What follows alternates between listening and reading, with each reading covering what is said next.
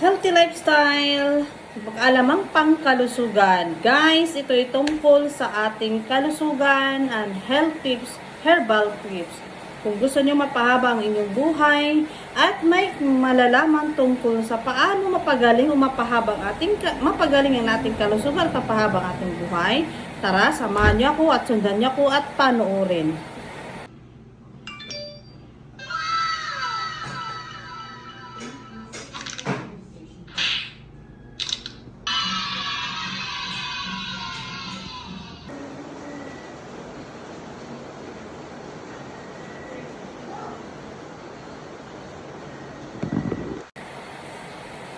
Hello, welcome back sa aking YouTube channel. So, magandang gabi.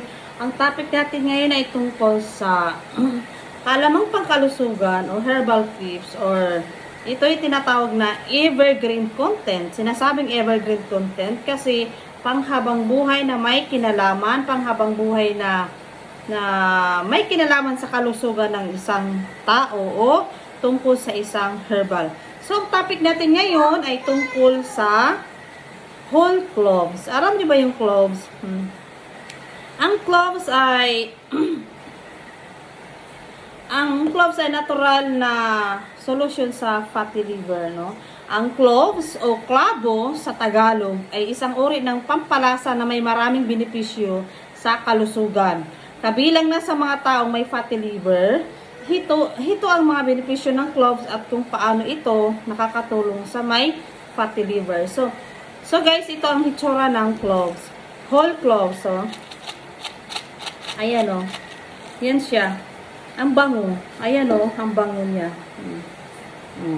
Ayan. Kikita nyo. So, yan. So, may i-attach ako na picture dyan para makikita nyo. Makikita nyo sa kung ano ang hitsura niya. So, bago yan, guys. Bago ko makalimutan, pa-subscribe naman and pindot naman ang notification bell para pag may post tayo, ma-notify kayo pag may bago tayong upload. So guys, topic natin ngayon ay tungkol sa whole cloves. So, yun na nga, cloves or clavo, no? Sa English cloves, sa Spanish word naman ay clavo. Ano nga bang benepisyo ng cloves sa kalusugan?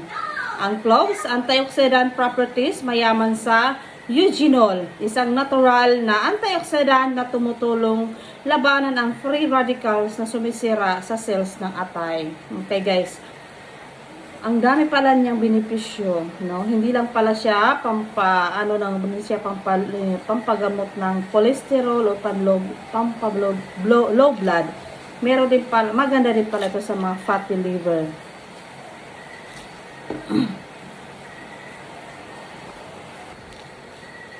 And next, number 2, anti-inflammatory. Nakakatulong ito sa pagbabawas ng pamamaga sa katawan. Kabilang atay na apektado sa fatty liver. Yung pamamaga, yung para bang yung namamaga yung katawan, mukha, basta buong katawan, parang nag-yellowish ang inyong yellowish ang ating balat. So, number 3, pampaganda ng digestion. Tumutulong ito sa maayos sa pagtunaw ng pagkain, kaya mababawasan ang pag-ipon ng taba sa atay. So, ang cloves pala, no, ay magpapaganda rin pala ng digestion. Tumutulong ito sa maayos sa pagpatunaw sa ating makinain. Para hindi naipon ang mga taba sa ating atay. Number 4, pampababa ng blood sugar. May kakayahan ng cloves na magre-regulate ng blood sugar levels. Kaya mainam ito na lalo na sa may fatty liver na may kasamang insulin resistance o pre-diabetes. So guys, bumili kayo nito. Hanap kayo ng whole cloves. Napakalaki ng tulong nito. Malaki ang tulong sa ating kalusugan. Marami ang benepisyo na nakukuha dito. So, pang-5, number 5, protection sa liver. Ayon sa pag-aaral, ang eugenol ay maaaring magprotekta sa liver laban sa oxidative stress at pinsala. So, guys, ang cloves daw ay protection sa liver ayon sa pag-aaral, no?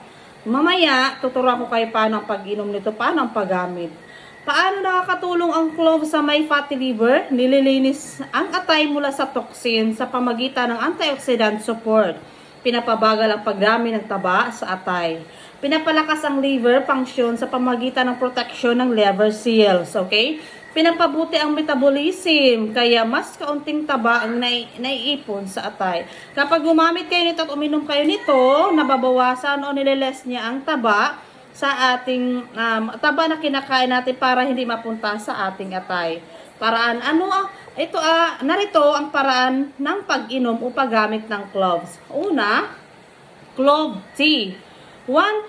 Isa o dalawang perasong cloves pakuluan sa isang tasang tubig sa loob ng 5 to 10 minutes o 5 to 10 minuto.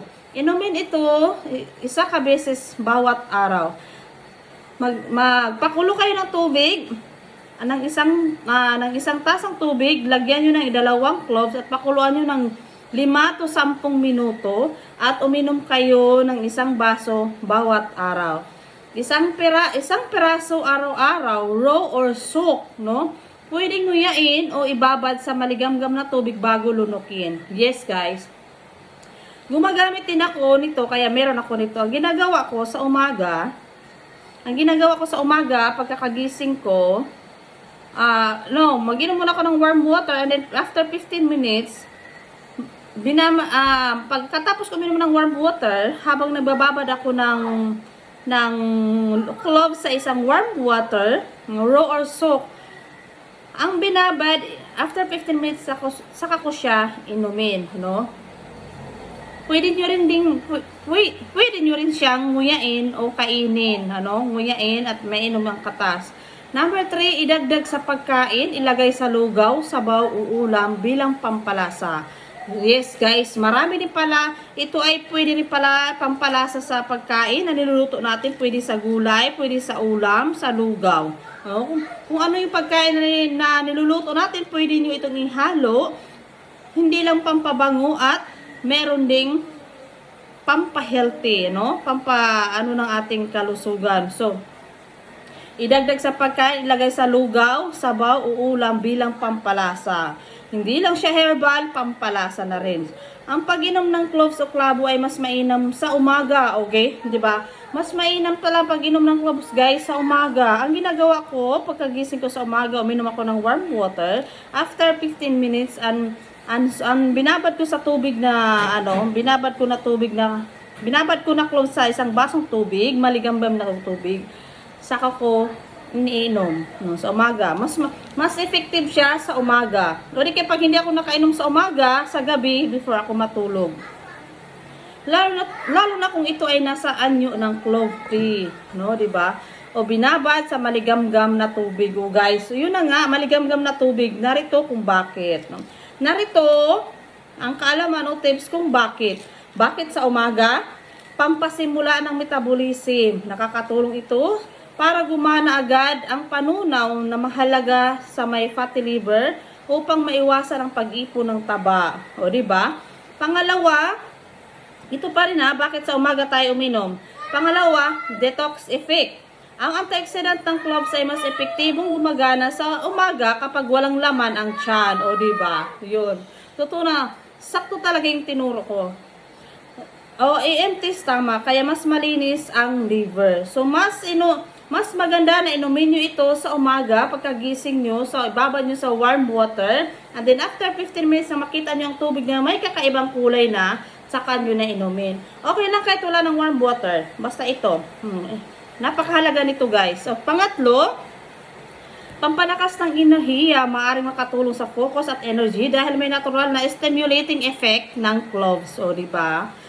Pwede rin sa gabi. Pwede sa gabi kung may kabag o bloating sa gabi dahil nakakabawas ito sa gas at pananakit ng tiyan. Sa gabi, maaari nyo itong gamitin kapag pag yung tiyan natin na parang bloating, tapos ito ay nakakabawas din daw ng gas na pananakit ng tiyan o meron tayong kabag. Pwede ito kasi nga may gamot ito herbal tips kasi ito And then, hindi sensitibo ang tiyan mo sa maanghang o matapang na lasa bago matulog. Kasi ito siya, guys, medyo may pagka-spicy. Hindi naman siya spicy kasi ano lang, yung ano niya, yung amoy, parang spicy siya, pero ito siya medyo matapang, medyo matapang. So, medyo lang, medyo. Rekomendasyon, kung cloves tea, mas mainam na umaga bago kumain. Isang tasang maligamgam na tubig na may 1 to 2 perasong cloves. 2 peraso lang guys ang ibabad nyo sa warm water sa isang baso. Tsaka pakababad nyo ng after 10 minutes sa kanyo inumin. Okay? Mas maganda daw uminom sa umaga na wala pa talaga ang laman. Kasi nililinis niya talaga ang mga toxins, ang mga taba para sa ating fatty liver. So, and then, kung iniinom mo ito para sa digestion o kabag, pwedeng gawin sa gabi pagkatapos kumain. Halimbawa, sumasakit yung tiyan o kabag, pwede uminom kayo sa gabi lang pagkatapos kumain, ano? Kasi para hindi hindi maapektuhan ang tiyan nyo. Paalala. So may paalala, no? Iwasan ng sobra, huwag higit sa 2 to 3 cloves kada araw. Dahil maaaring makairita sa tiyan o magdulot ng pagnipis ng dugo. Pagnipis ng dugo o di kay baga nakaka-low blood. O, yun nga, sinasabi ko sa inyo na pwede rito sa high blood. Ako, high blood ako, kaya lagi akong inom nito every morning. Ano? So, yung hindi naman high blood, huwag masyadong uminom nito ha. Kung siguro sa isang linggo, 2 beses lang kayo uminom o 3 times a week o twice a week. Kasi nakaka-low blood siya. Kung uminom ng gamot sa liver, diabetes o high blood pressure, kumonsulta muna sa doktor bago regular na inom ng clove tea. So yun na, ako naman kasi nagkumonsulta ko sa doktor. So sa umaga lang naman inumin para hindi masyado kasi matapang kasi ito eh. So yun lang guys, bago yan, pa-subscribe naman and then pa-subscribe naman ang aking channel and then pa-share na rin and then kung nagustuhan niyo ang aking video, paki-comment naman sa comment section kung mag-request kung anong kalamang pangkalusugan ang gusto nyong malalaman. Okay? Guys, thank you. Hanggang dito lang. Salamat sa panunood and pa-subscribe naman and then pa-share. So, bye! Thank you for watching.